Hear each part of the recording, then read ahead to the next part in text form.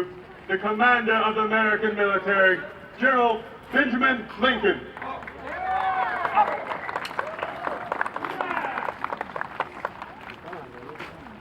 As you are.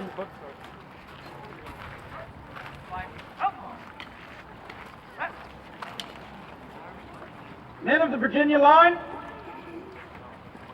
and citizens of the free and sovereign state of Virginia,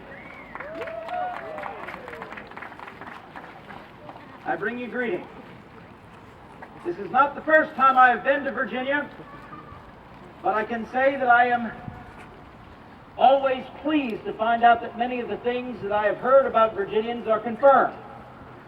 Myself being from Massachusetts, I'm also very pleased that many of the things I've heard about Virginians has been discredited. Apparently, one of the differences is our senses of humor. But that's well. There is no one who can say that we have walked an easy path since the spring of '75.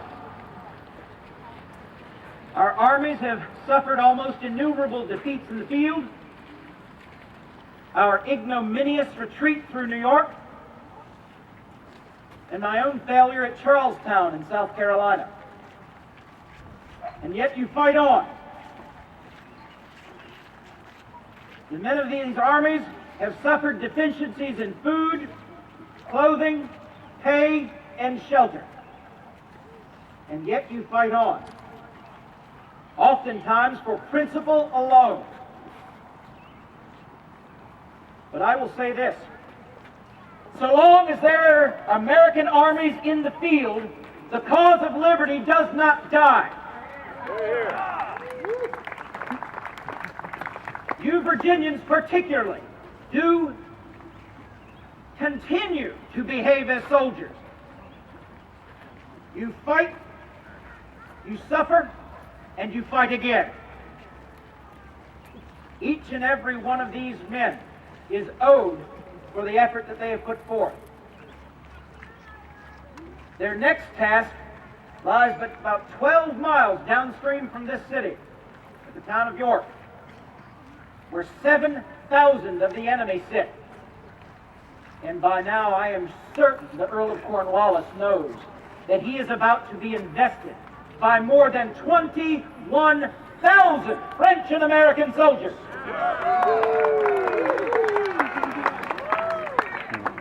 And to make matters worse for the illustrious Earl, he can expect no relief from the sea, as the British fleet has been defeated by the fleet of our ally, Admiral de Grasse. A victory at Yorktown will be the greatest victory seen by our armies since the victory of Saratoga in New York. Now, as Brandon, wonderful a thought as that is, it will not end the war. There's no need to remind anyone that there are tens of thousands of the enemy still in America that are not in Yorktown. With the exception of Boston, every primary city in the continent is possessed by our enemy. But our victory at Yorktown will be the first step on the path to eradicating the red-coated scourge that sits on this continent. Now, the honor and the strength and the courage of the men who fight this war is to be noted, respected, and revered. But I will, with all humility and respect, remind those of you who have remained behind to expect these men to carry the day by themselves is to do them a gross disservice. Yes, they are the head of the spear, but you, the civilian populace, are the hands that wield it. You are the ones that inevitably will drive that spear into the heart of the enemy. So I do ask you, knowing that many of you have sacrificed just as much as these men have, to continue to sacrifice just a bit longer. We stand upon a great age, an age where we will bequeath to our children, our progeny, the bountiful gift of liberty bestowed by the Almighty Himself and protected by us, restored by us, bequeathed by us to our children. Someday, like in the old sermon, the world will see America as that shining city upon the hill, and it will not be obscured. The peoples of the world will come to this continent seeking the liberty to live their lives as they choose without answering to potentate or king.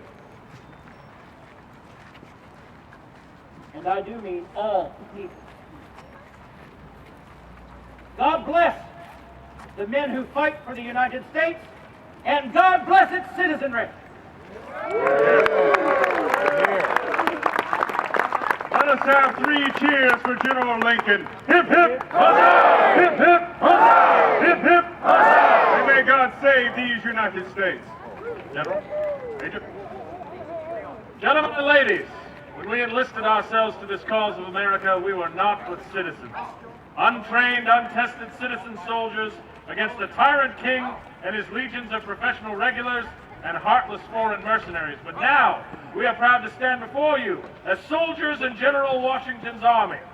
By your leave, the men would like to show you the soldiers they have become by conducting a field training exercise. What say you, citizens of Williamsburg? Now, it is customary to slowly pass or troop the national standard or regimental colors along the rank and file of the assembled company. This is done so the company may easily recognize the standard and follow it onto the field of battle. Okay, here to troop the colors. Ready.